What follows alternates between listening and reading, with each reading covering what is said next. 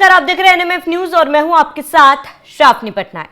भारत पाकिस्तान के तनावपूर्ण रिश्तों का असर अब कला, संस्कृति और यहां तक कि खेल के मैदान में भी देखने को मिल रहा है।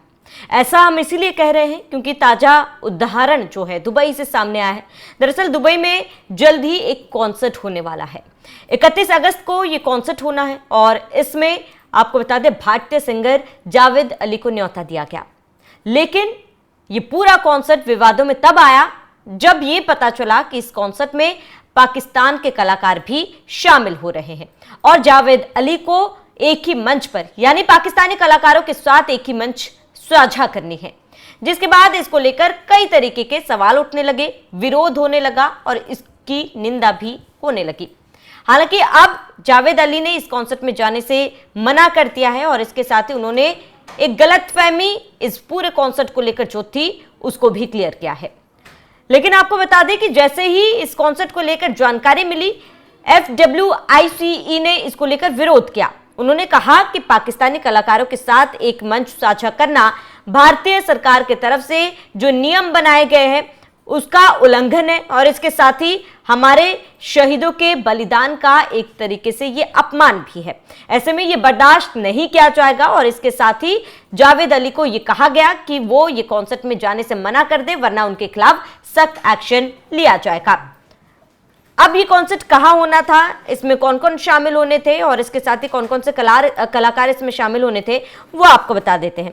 दरअसल पाकिस्तान के दो मशहूर कलाकार इसमें शामिल होने थे, जिसमें आपको बता दें कि गुलाम नबी का नाम था और इसके साथ एक अन्य सिंगर का भी नाम था जिसके साथ इनको मंच साझा करना था। हालांकि उन्होंने इसमें शामिल होने से मना कर दिया जावेद अली ने। इसको लेकर जावेद अली ने कई जानकारी भी दी है। आपको बता दें कि इस कॉन्सर्ट में भारतीय सिंगर जावेद अली को भी शामिल होना था। कार्यक्रम में पाकिस्तानी सिंगर गुलाम अली और आमिर गुलाम अली भी शामिल होने वाले थे। इस बात की जानकारी मिलते ही federation of western India cine employees ने जावेद अली को 31 अगस्त को दुबई ओपेरा में होने वाले एक कॉन्सर्ट के बारे में नोटिस भेजा। कहा गया कि इस कार्यक्रम में पाकिस्तानी कलाकार उस्ताद गुलाम अली और आमिर गुलाम अली भी शामिल है। वहीं 29 जुलाई को भेजे गए पत्र में FWICE ने लिखा कि पाकिस्तानी कलाकारों के साथ मंच साझा करना सरकार और सूचना प्रसारण मंत्रालय के दिशा निर्देश का उल्लंघन है। आपको बता दें कि जब पहलगाम हमला हुआ था उसके बाद से ही तमाम पाकिस्तानी कलाकारों को बैन कर दिया गया था। यही नहीं, भारत के तरफ से एक तरीके से पाकिस्तान पर डिजिटल स्ट्राइक भी किया गया था और इसके साथ ही कई कलाकारों के अकाउंट्स भी बैन कर दिए गए थे। भारत में कई पाकिस्तानी बड़े नेताओं के भी अकाउंट्स को बैन कर दिया गया था, जिसके बाद से पाकिस्तान के कई कलाकारों ने इस पर प्रतिक्रिया भी दी थी। इसके साथ ही जब ऑपरेशन सिंदूर हुआ, ऑपरेशन सिंदूर को अंजाम दिया गया, तब भी पाकिस्तानी कलाकारों ने इसकी निंदा की थी। उन्होंने भारत के इस कदम की जमकर आलोचना की थी। जरा सोचिए, जब आपने पहलगाम हमला करवाया तब आपकी तरफ से कोई बयान सामने नहीं आया और हमने उस पर रिटेलिएट किया, ऑपरेशन सिंदूर के जरिए आपको मुंह तोड़ जवाब दिया, आतंकवादियों को मुंह तोड़ जवाब दिया, तो पाकिस्तानी कलाकारों को बेहद ही दुख पहुंचा और उसको लेकर उन्होंने भारत की निंदा की थी। अब उसके बाद से ही ये तो साफ था कि पाकिस्तानी कलाकारों के साथ कोई भी भारतीय कलाकार मंच साझा नहीं करेगा, पाकिस्तानी कलाकार भारत में आकर काम नहीं करेंगे, इस पर रोक थी। लेकिन अब जब ये पूरा विवाद हुआ तब जावेद अली का भी ये बयान सामने आया है। जावेद अली ने कंफ्यूजन साफ किया। जावेद अली ने क्या कहा वो आपको बताते हैं। जावेद अली ने इस बात को लेकर साफ किया है कि ये एक गलतफहमी थी, ये मामला एक गलतफहमी पर आधारित है। उन्होंने साफ किया कि ये कोई संयुक्त प्रस्तुति नहीं थी, ना वे गुलाम अली साहब के साथ गाने वाले थे और ना ही मंच साझा करने वाले थे। यह एक टिकट वाला गजल और सूफी संगीत कार्यक्रम था जिसमें अलग अलग देशों के कलाकार अपनी अपनी प्रस्तुति देते हैं और ये एक गलतफहमी है। हालांकि विवाद की गंभीरता और FWCIC की भावनाओं का सम्मान करते हुए उन्होंने स्वेच्छा से कॉन्सर्ट से नाम वापस लेने का फैसला किया। जावेद अली ने यह भी कहा है कि अगर कार्यक्रम के प्रारूप की सही जानकारी पहले होती तो उनके इरादों पर सवाल नहीं उठते। उन्होंने दोहराया कि वे हमेशा राष्ट्रीय मूल्यों का सम्मान करते आए हैं और आगे भी वो राष्ट्रीय मूल्यों का सम्मान करते आएंगे। तो जावेद अली ने अपने इस बयान से साफ किया है कि उनके लिए राष्ट्रहित सर्वोपरि है। उनको इस कॉन्सर्ट को लेकर सटीक जानकारी नहीं थी। अगर ये जानकारी होती तो आज उन पर जो सवाल उठ रहे हैं वो सवाल नहीं उठते, क्योंकि अगर उनको पता होता कि पाकिस्तानी कलाकारों के साथ मंच साझा करना है तो इस कॉन्सर्ट के लिए हामी कभी भी नहीं भरते।